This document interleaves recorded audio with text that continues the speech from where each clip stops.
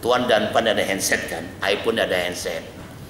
Kalau tuan-tuan SMS kepada saya atau email kepada saya, katakan dia tulis I love you forever, katakan begitu, tapi tidak send. Mana I tahu send, mesti send tuan-tuan. Itu teknologi Nokia, teknologi Cellcom, apalagi teknologi Allah dan malaikatnya, mesti send, antar ila hadratin Mustafa Rasulullah sallallahu alaihi wasallam. Al-Fatihah itu ulama mengajar, itu sebut Rasulullah, ulama surah Al-Fatihah itu macam sebelum kita ngaji tadi, kita antarkan dan kita automatically online daripada surah kita ini ke seantero dunia. Tuan-tuan akan bisa melihat bahwa kita sedang mengadakan satu pengajian. Ini luar biasa, alhamdulillah. Baik, sedekah tuan-tuan sekalian, ini walaupun agak terlambat tulis RM 1 ringgit, darab 10, darab 700 dan darab 70 dalam kurungan bulan Rajab. Yang kedua RM 1 ringgit, darab 10, darab 700, darab 700 dalam kurungan bulan Sya'ban. Dan sekarang the best of the best, RM 1 ringgit, darab 10, darab 700, darab 1000. Seringgit dari kita, contoh aja, faedah tuan-tuan banyak. Saya saat melihat tuan, alhamdulillah di Petronas ini derma-derma melimpah ruah salpas dan tanya tuan sekalian.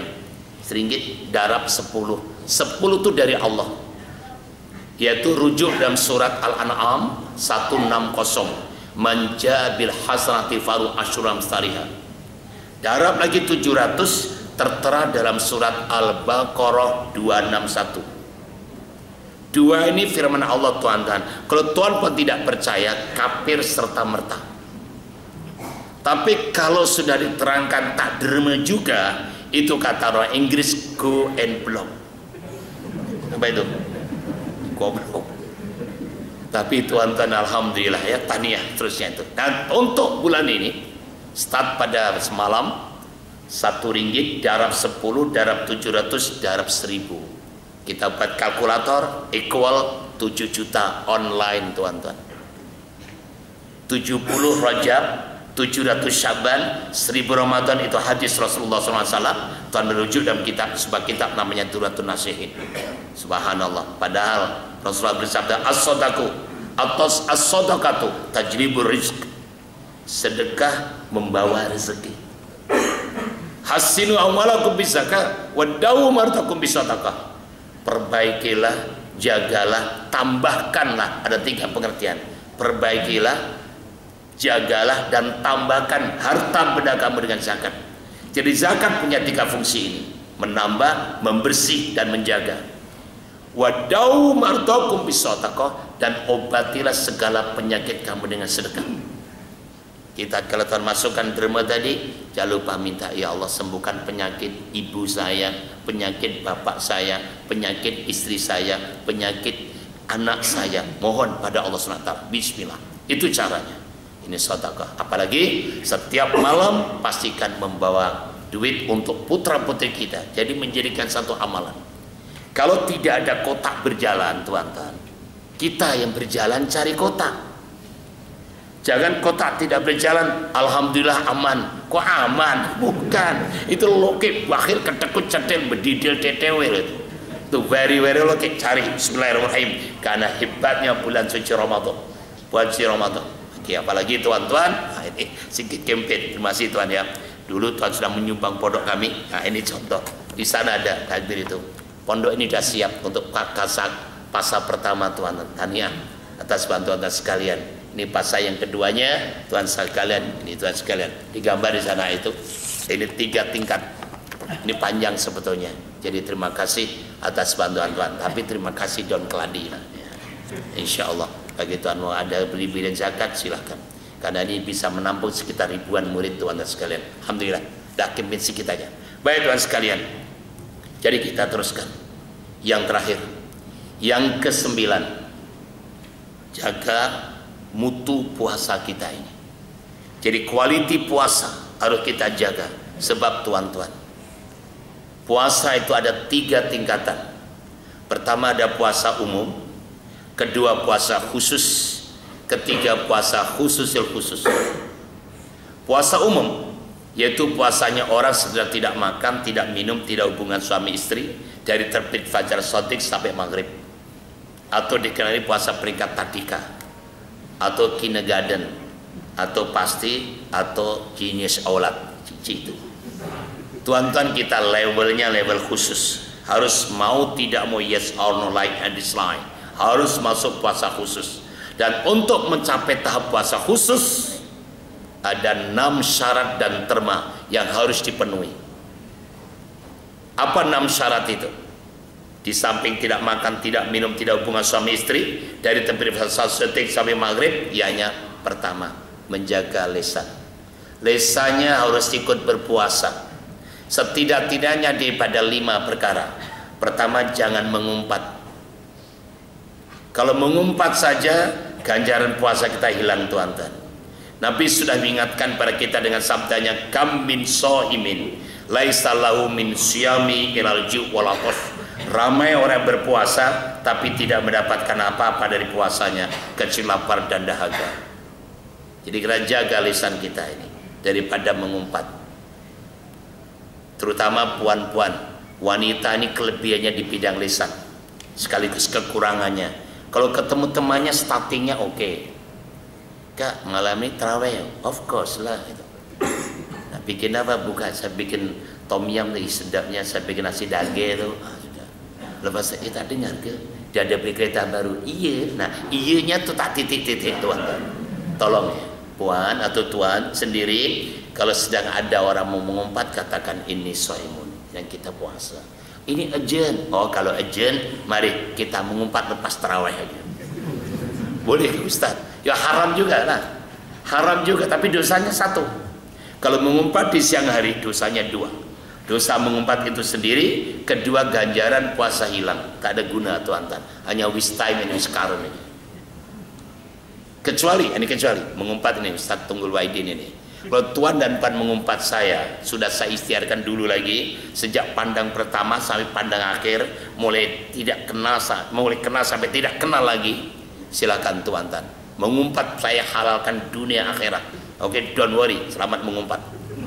Betul, ini ikhlas tuan-tuan dari saya ya. Tapi ustaz lain minta izin, saya ikhlas. Begitu juga saya mengumpat tuan dan puan, tolong halalkan dong. Jadi 50-50 lah. Tapi jarang saya, biasanya ustaz mengumpat murid itu jarang. Tapi kalau murid mengumpat ustaz hampir hari-hari. Oleh itu dimaafkan saja.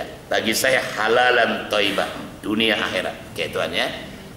Yang kedua, jangan mengadu domba, batu api, tumbak cucuan, atau bahasa Jawanya konspirator, suka berkonspirasi.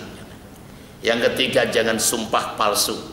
Saya ingatkan tuan-tuan yang sumpah palsu, sebelum Ramadan sumpah palsu sehingga menghancurkan temannya sendiri. Tuan-tuan ingat, kalau tuan tidak bertaubat, puasa anda tidak ada gunanya, tuan-tuan. Mesti bertaubat kepada Allah karena dosanya, dan taubat kepada orang siapa tuan hancurkan itu. Ini karena mulut sudah palsu, sudah bohong. Nah, yang keempat, jangan berbohong. Dan yang kelima, jangan berkata lucak atau kata kotor, lisan. Yang kedua, jaga mata. Nah, kalau mata ini kelemahan laki-laki. Laki-laki kelemah di bidang mata. Pantang tengok wanita cantik, melotot aja matanya. Semua laki-laki, termasuk yang ngomong inilah. Ini laki-laki bukan pondan itu. Subhanallah, apalagi Tuhan kita bersama dengan di pejabat haji di mall macam gini, ya Allah, luar biasa. Mungkin di rumah kita selamat, berjamaah selamat, keluar aja ya Allah, banyaknya orang-orang telanjang, Tuhan. Subhanallah, ini harus kena jaga, Tuhan. Kena jaga betul-betul itu. Apalagi sekarang musim bola sepak belum habis lagi, Tuhan sekalian. Masih separuh lagi, Tuhan sekalian. Walaupun waktu di Europe sudah keluar semua. Dan sekalian, tapi kalau nonton bola, nontonlah malam, siang off. Karena siang kalau kita menonton dan sekali bisa mengurangi ganjaran puasa kita. Apalagi ada Astro 322 323, boleh tengok anytime lah, Tuhan. Nah, jangan pas siang, yang penting siang ini harus jaga betul-betul. Ini ujian bagi kita, sebab nanti bisa mengurangi quality puasa itu sendiri. Yang ketiga, menjaga telinga, jangan mendengarkan perkara dilarang oleh Allah Subhanahu wa taala dan Rasulnya. Yang keempat, menjaga seluruh anggota badan daripada ujung rambut sampai ujung kaki. Kita nasihati saudari-saudari kita, teman-teman kita muslimah yang masih mendedahkan aurat, tuan-tuan. Kasihanilah mereka. Kalau tuan-tuan sebagai suami membiarkan istri mendedahkan aurat, maka tuan-tuan ada suami yang dayus, yang tidak dibenarkan masuk surga. Dan istri yang mendedahkan aurat, jangankan masuk surga, mencium bau surga diharamkan oleh Allah SWT. Sedangkan surga telah tercium perjalanan 500 tahun, tuan-tuan. Itu hadis sahih. Jadi itu tolong selamatkan. Kasihan, tuan-tuan, hanya dapat lapar dan dahaga saja. Yang kelima, menjaga perut, jangan terlalu kenyang pada waktu berbuka. Nah, sistem berbuka ini kita coba tinjau kembali. Baru sekali kita berbuka, kali ini petani kali kedua. Tolong dibetulkan, tuan. Ikut ajaran Rasulullah SAW. Berbuka itu silakan takjil dulu. Takjil itu adalah makanan ringan seperti tamar atau buah-buahan dan air. Jadi caranya bagaimana? Sudah bagus kita berbuka di masjid atau di surau, tapi caranya berbuka, subhanallah, tuan-tuan sekalian, begitu azan saja 2 pinggan masuk, itu bukan berbuka, itu balas dendam namanya, tuan-tuan. Kalau berbuka bukan begitu. Oke, kita cerita Mekah dan Madinah, sebelum berbuka dibentangkan dengan plastik yang panjang begitu, isinya tamar, roti dan zam-zam. Kita apa salahnya? Katakan kita berbuka di sini, ya duduk macam sop ini nih, di depannya plastik yang panjang, ada tamar, ada buah dan air mineral, cup itu cukup. Apalagi sebelum berbuka ada tausiah atau tadkirah sekitar kultum, kuliah 7 menit setiap oleh imamnya atau IJK masjid atau surah, cukup. Kemudian 1 menit sebelum berbuka, doa yang selalu dibaca oleh tuan-tuan bila di pertengahan tarawih itu, asyhadu an la ilaha illallah astaghfirullah nastaghfiruka wal jannah wa na'udzubika min sakhatika wan nar. Baca 2-3 kali, azan, Allahu akbar. Kita rame-rame berdoa, Allahumma lakam sunnah ila akhirih, Allahumma barik lana ila akhirih. Tamar, buah, minum, golong, qamat. Lepas sholat maghrib, nah, tuan terserah, nak 3-5 pinggan never mind, tak ada masalah, boleh berlaku, tuan-tuan. Dan lagi pun ditinjau dari segi kesehatan, tuan-tuan, orang berpuasa itu 14 jam kosong, tuan-tuan, kosong. Tahu tuh dimasuki 2 pinggan, penat ini pura, tuan. Penat, nasib baik ini meten Allah. Kalau meten Jepun dah jebol ini, tuan-tuan sekalian. Kalau meten USA ini hancur dah. Meten Allah paling sena aja, sena atau kemelekeren orang Jawa cakap. Kita ambil sudu dikerik-kerik boleh juga, tuan-tuan sekalian. Tapi ini mutu puasa kita anjlok atau merudum atau tak dapat kualiti langsung. Apalagi berbuka di hotel bertaraf 5 bintang atau restoran terkemuka, kan semua buffet Ramadan, oke, tak ada masalah. Mau buka di mana saja boleh, tapi kita cipta win-win situation.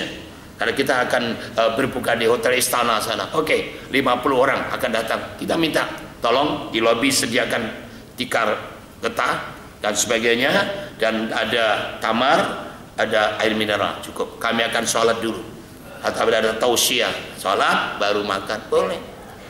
Ini Allahu akbar, Allah alangkah berkentang, kelenting, kelendang, gending. Kadang-kadang di masjid bawa plastik pelatu, tangan. Apa orang sholat laut bawa balik untuk sahur. Astagfirullahaladzim, amit-amit jabang bayi. Ini puasa apa macam ini? Tolong dong. Ini harus dibetulkan, harus tegas setidaknya pada diri dan keluarga kita.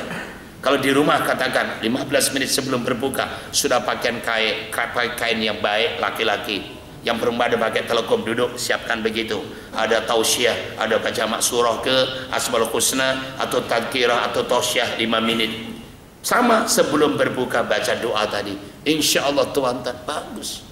Itu quality puasa kena jaga. Dan yang terakhir, yang keenam, selepas berbuka atau selepas sholat maghrib, tuan-tuan kalian, kita berdoa mohon kepada Allah agar diterima puasa kita ini. Tuhan tak boleh confident, apalagi overconfident. Belum tentu sekalian. Dan doa ini contohnya boleh dengan bahasa kita aja. Tak boleh dengan bahasa Arab, boleh dengan bahasa Malaysia, tuan-tuan. Kalau bahasa Malaysia kurang fasih, boleh bahasa Jawa. Kalau Tuhan berdoa dengan bahasa Jawa, nanti Allah akan turunkan malaikat yang berbahasa Jawa. Jadi don't worry, be happy. Senang aja, doa aja. Ya Allah, ya Tuhan kami, alhamdulillah, terima kasih Allah, kami sekeluarga telah puasa sukses pada hari ini ya Allah. Tapi ya Allah, kami duduk di akhir zaman ya Allah, banyak gangguan, mungkin dosa mata, dosa telinga, dosa mulut, dosa tangan kaki. Oleh itu ya Allah, terimalah puasa kami ya Allah, ampunkanlah dosa-dosa kami ya Allah. Kami bimbang, kami takut hanya lapar dan dahaga saja. Jadi kita merasa takut Tuhan sekalian, ya. Jangan Tuhan mentang-mentang puasa atau makannya di hotel atau di restoran, bukan berdoa menjelang berbuka. Padahal orang berpuasa Tuhan, kegembiraannya ada dua. Pertama, gembira karena berbuka, menjelang berbuka. Dan kedua, gembira karena Allah SWT. Tuhan tahu tak, apabila sudah menjelang berbuka, Allah turun ke langit dunia, memantau kepada kita. Kalau Tuhan sempat di Mekah untuk umrah di sana, Masya Allah, ulama-ulama besar setengah jam sebelum berbuka sudah menangis, Tuhan berdoa. Ya Allah Karim, dia merasa gembira sekali. Itu rasanya begitu. Kita pula transfer ke kampung kita ini sebelum berbuka, berdoa Tuhan. Kalau sudah berbukanya di hotel atau di restoran, apalagi ngobrol aja yang dibincangkan tentang bola sepak. Padahal Nyama tak kenal Tuhan-Tuhan, Messi tak kenal pun, Van Persie tak kenal Tuhan, Robin tak kenal Tuhan. Saya bayangkan, kita macam yo-yo, kalau tengok sampai mempertahankan, padahal mereka tak pernah telepon kita pun.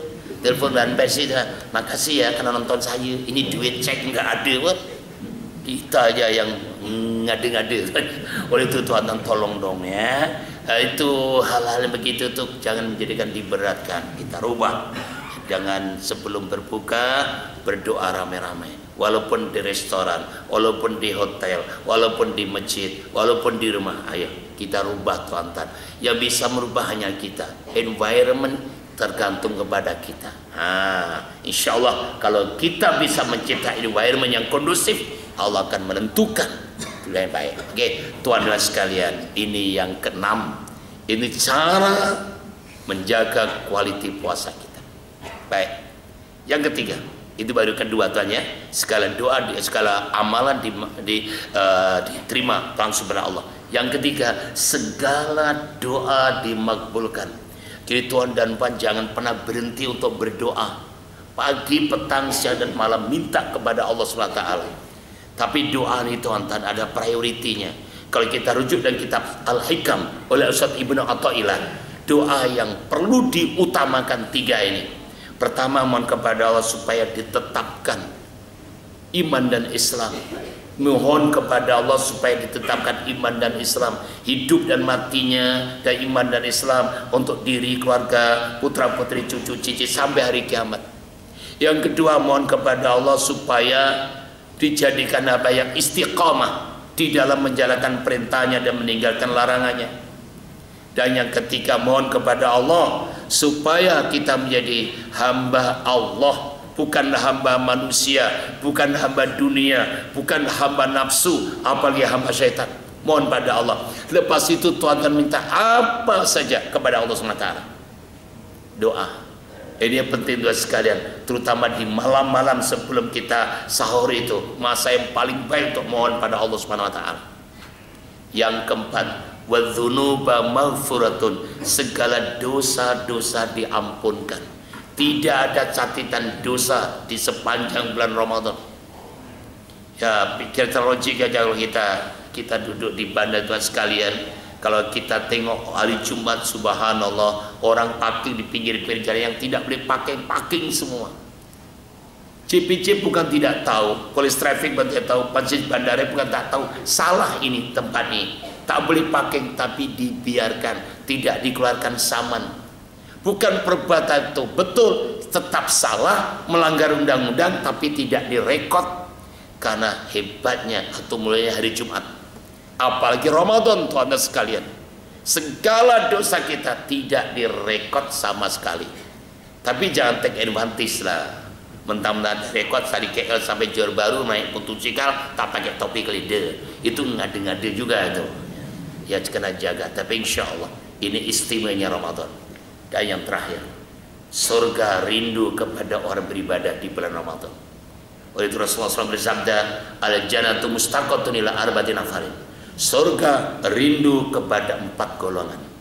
Ayo saya mengajak pada diri saya, tuan dan puan, jadilah termasuk yang dirindui surga. Siapa mereka? Pertama, talil Quran, orang selalu membaca Al-Quranul Karim.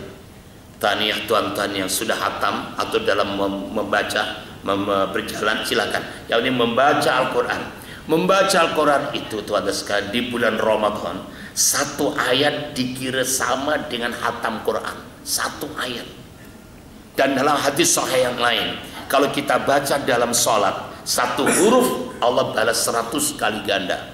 Kalau dibaca di luar sholat dalam keadaan berwudu, 1 huruf Allah balas 25 kali ganda. Dan kalau dibaca di luar sholat dalam keadaan batal, 1 huruf 10 kali ganda. Tapi tidak ada ruginya. Bahkan Rasulullah SAW bersabda, in aratum aisa suada wa mauta syuhada wa najatun nar wa bila yaumil har wal huda minad dhalalah fa'adimu qiraatul Quran fa inna kalam rahman wa hisn minasyaitan wa rihan fil mizan. Sabda Rasulullah SAW, artinya lebih kurang, jika kalian ingin hidup bahagia, 1, ingin mati syahid, 2, ingin mendapat perlindungan di hari kiamat, 3, ingin bebas dari api neraka, 4, dan ingin bebas dari segala kesesatan, 5, maka langgengkanlah, istiqomahlah, berterusanlah, continuity-lah dalam membaca Quran. Sebab Quran itu kalamur rahman, firman Allah. Wa hisn minasyaitan, benteng dari syaitan. Wa rihan fil mizan, dan bisa memberatkan dalam timbangan. Tanya sekali tuan-tuan ya, yang selalu membaca Quran. Dan membaca Quran itu ada 2 cara tuan-tuan. Cara pertama bin nazar. Kita awali Quran tuan-tuan. Contohnya kita baca Bismillahirrahmanirrahim, Yasin wal Qur'anil Hakim, innaka laminal mursalin. Shadaqallahu alazim. Itu namanya bin nazar. Yang kedua bil hifzi, dengan hafalan. Bila dengan hafalan Tuhan bebas, boleh dengan berdiri, boleh dengan duduk, boleh dengan baring, boleh naik kendaraan apapun jenis kendaraan, alhamdulillah, dan nilainya sama. Subhanallah. Yang kedua, wahafidul lisan, orang yang menjaga lisan. Menjaga lisan dari 5 perkara tadi, dirindui surga. Yang ketiga, wamut imujian, orang yang suka memberi makanan kepada orang yang lapar. Orang yang laparnya ada 2 pengertian, lapar karena kemiskinannya, atau lapar karena kemelaratannya, dan lapar karena puasa. Jadi tahniah pada tuan dan banyak memberi derma untuk makan dari surah-surah di masjid-masjid, di pondok-pondok pesantren, di mana saja silakan. Termasuk dalam menyumbang pada tuan sekalian pondok ini kita antarkan sana untuk anak-anak yang hafid yang sedang berbuka di sana. Masya Allah. Mut'imul ji'an. Dan yang terakhir, wasailul syahr Ramadan, orang yang berpuasa di bulan Ramadan. Orang yang berpuasa di bulan Ramadan. Tadi saya ingatkan, puasa yang bagaimana yang dirindui surga, itu puasa yang setidaknya puasa khusus. Adapun puasa khusus itu puasanya para nabi, para rasul, para wali-wali Allah. Kita belum mampu tuan sekalian. Setidak-tidaknya 5 perkara tadi.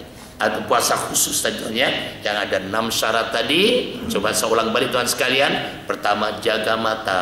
Kedua, jaga mulut. Ketiga, jaga telinga. Keempat, jaga anggota badan. Kelima, jaga perut jangan terlalu kenyang waktu berbuka.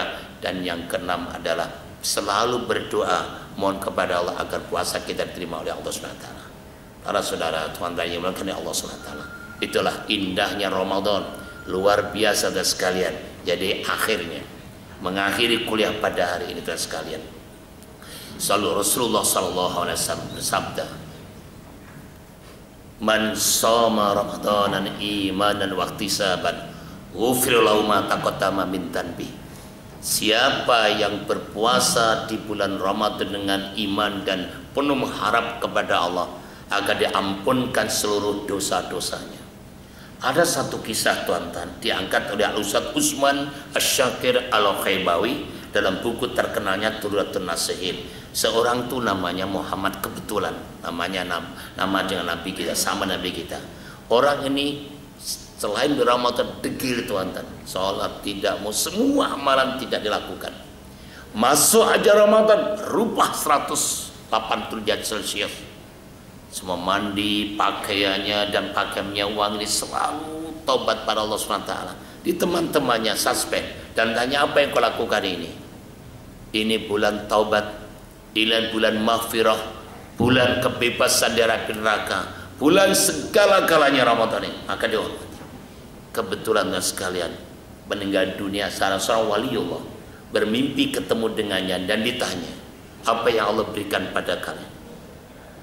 Alhamdulillah, segala dosa-dosa kami diampunkan karena menghormati bulan Ramadan. Ini itu ada sekalian. Maka itu Nabi juga bersabda, man fariha bitukhuli Ramadan haram jasadu ala niran. Siapa yang bergembira karena hadirnya bulan Ramadan, maka diharamkan masuk neraka, diharamkan jasadnya masuk neraka. Kita gembira, kita ucapkan ahlan wa sahlan Ramadan, kita ucapkan welcome Ramadan, kita buatkan sesuatu yang terbaik untuk mendekatkan diri pada Allah SWT. Yang penting mari Tuhan, kita bersama-sama untuk kita tingkatkan segala amal ibadah kita dalam Ramadan tadi, setidaknya 9 amalan tadi, untuk menjadikan satu pendekatan kita kepada Allah SWT. Dan akhirnya Rasulullah SAW juga mengingatkan pada kita Tuhan sekalian, di bulan Ramadan yang mulia ini Tuhan sekalian, satu kenikmatan, apabila kenikmatan yang luar biasa nanti justru di akhirnya, nanti insya Allah di akhir akan diterangkan oleh satu saya yang lain, yaitu adanya Lailatul Qadar, malam penentuan. Jadi untuk mendapatkan Lailatul Qadar Tuhan, bermula dari sekarang, kita daripada sekarang, daripada awal bulan kita terus berusaha untuk mendapatkan Lailatul Qadar. Bukan apabila Lailatul Qadar 21 datang ke masjid, 22 shopping, 23 datang masjid lagi, 24 shopping lagi. Ini bukan Lailatul Qadar, itu Lailatul Mudar Tuhan. Nggak dapat apa-apa. Jadi mulai dari sekarang persiapan lebih awal untuk mendekatkan diri pada Allah SWT. Oke, tuan-tuan dan yang dimakan Allah SWT, itulah ya ceramah kita pada hari ini. Mudah-mudahan ada manfaatnya, dan saya ucapkan pada tuan dan puan selamat berpuasa, selamat meningkatkan ibadah di bulan suci Ramadan al-Mubarak. Dan mari bersama-sama berdoa semoga diri kita, keluarga kita, masyarakat, bangsa dan negara kita aman, tentram, sejahtera, batatun thayyibatun warabul ghafur, dan melalui Ramadan dalam suasana yang sangat sukses insyaallah. Al-Fatihah. A'udzubillahi minasyaitonir rajim. Bismillahirrahmanirrahim. Alhamdulillahirabbil alamin arrahmanirrahim maliki yaumiddin. Iyyaka na'budu wa iyyaka nasta'in ihdinas siratal mustaqim siratal ladzina an'amta 'alaihim ghairil maghdubi 'alaihim waladdallin amin. Allahumma shalli ala sayyidina Muhammadin hamdan hamidin hamdan syakiran ya rabbana alhamdan kamilan. Rabbana zidna 'ilman nafi'a wa amalan shalihan maqbula wa rizqan halalan tayyiban. Allahumma adkhilna mudkhala sidqin wa akhrijna mudkhala sidqin wa ij'alna min ladunka sultanan nasira bi rahmatir rahimin walhamdulillahirabbil alamin. Taqabbalallahu minkum. Assalamualaikum warahmatullahi wabarakatuh.